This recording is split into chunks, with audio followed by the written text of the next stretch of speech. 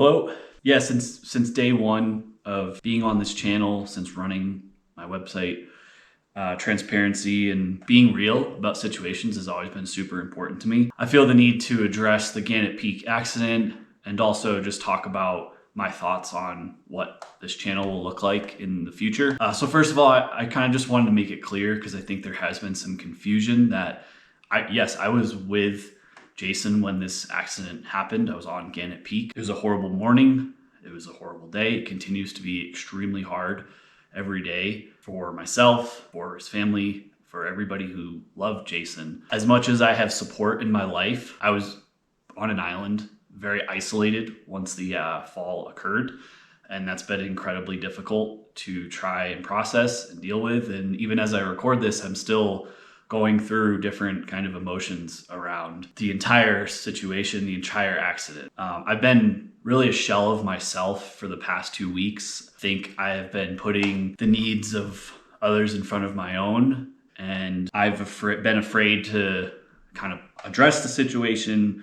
I've been afraid to piss someone off, to offend someone, to say something wrong. And I've personally been ashamed to admit that, I've been going through hell because I know that what I'm feeling is different than what everybody else who knew Jason, who loved Jason, is feeling. I know that my mental scars are different than somebody else's. And obviously, anyone who's witnessed or had to be part of a grieving process, you understand, and it's a roller coaster of emotions where I have been landing a lot, is on anger.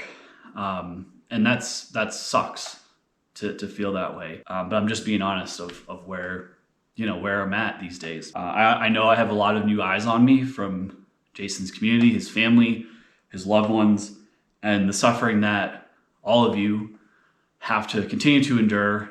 I can't ever imagine that. Just like my experience is different than what yours is. But I'm kind of at the point where to ignore what I've gone through and continue to struggle through every day, and what I'll likely continue to struggle with for the rest of my life, every time I set foot into the mountains or decide to, do scrambling or be in an alpine environment, I don't think it's genuine or fair to myself to just ignore that. My experience that day and that morning was my own, and no one will be able to share what I went through that day because I was by myself. I had to wait something like 8 hours after search and rescue was called to be around another human. And it is incredibly difficult. I had to dodge thunder and lightning from a storm that moved in after the fall occurred. And yeah, I've obviously dissected every single second of that morning. What ifs, what I could have done differently, what caused the fall. And that road really leads to nothing is what I've come to try and accept. Everybody in an accident can dissect the what ifs, whether it be on the mountain or a car accident or what have you. There's just so many things that you'll just never know. And I think what I'm trying to do is begin to try and accept that. August 27th was a horrific and scarring day for me. I will never forget it, and it will change the way that I operate in my life, that I operate in the mountains. I think where I'm at now is, I think when you have something like this happen, you really understand that you never know what someone's going through, and to treat others with respect and kindness in your daily life is a great place to start because you just don't know what's going on behind closed doors. When I met Jason on Ellingwood Ridge on La Plata, he knew about my videos. That's kind of how our conversation started and how we ended up hiking the rest of the day, and our friendship really kind of budded from there. I have to hope and know to some extent that my videos helped him learn more about the 14ers and allowed him to start that journey to really find himself and his love and passion for the mountains. On Gannett Peak, we were even talking about when I was filming how there's videos about the Torres Creek route, which is the way we went up, and they didn't really do a good job of showing what the actual logistics are.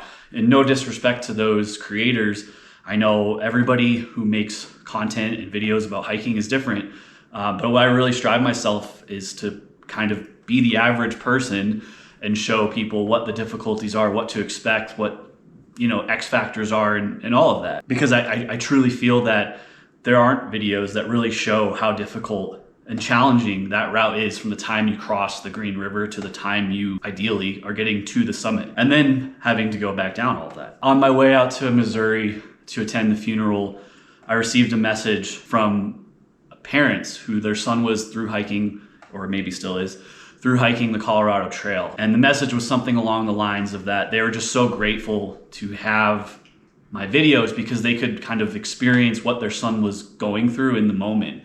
And to some extent that gave them comfort, is what they said. That's kind of what led to me even wanting to make this video to address the situation, because that meant a lot for me. At the funeral itself, I had people come up to me and thank me for the videos that I've created and how it's helped them learn more and be more educated and know what to expect. And I just feel like it would be a disservice to Jason's memory, to his passion, to his love for the mountains, to just stop doing this. I think it would be a disservice to those who are just getting into their mountaineering or hiking or nature journey, for those who don't know enough, who aren't sure what to expect. In so many cases, I've had people say that I can't do this anymore because of an injury or because I'm older or what have you. And seeing these places is so special, and it means it just helps me, give me some joy in my life. So that's really where I'm at, is like I want to try to help inspire people, to help people learn and educate themselves about the mountains, and really just show people that more what to expect in a realistic sense when they're deciding to hike a mountain or a state park or whatever. I know that regardless of what I decide to do with my personal life or with this channel, that people are going to go out and they're going to continue to hike mountains, to climb mountains, to be in nature.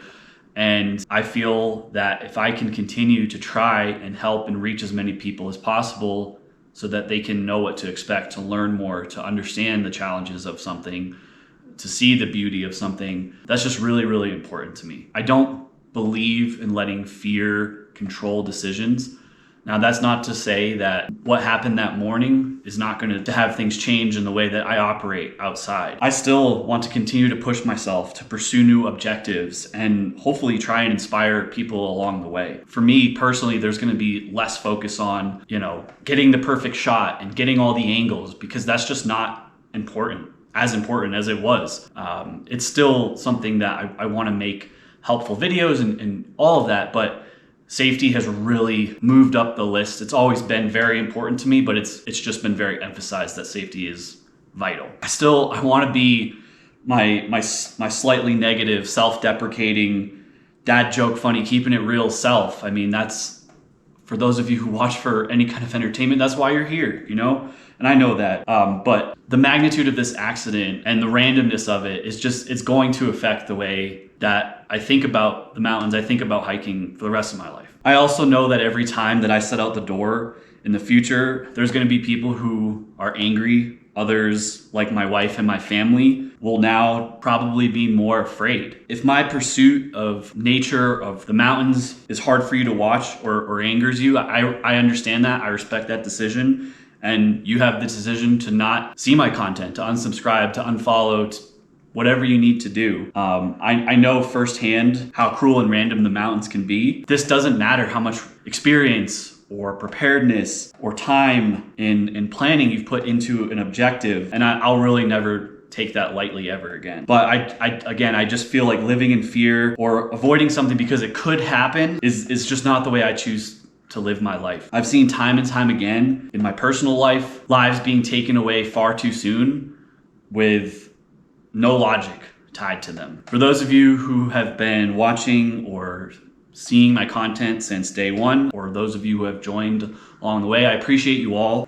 Please take today to really tell the people in your lives how much you love them. Make that phone call that, hey, I should make that.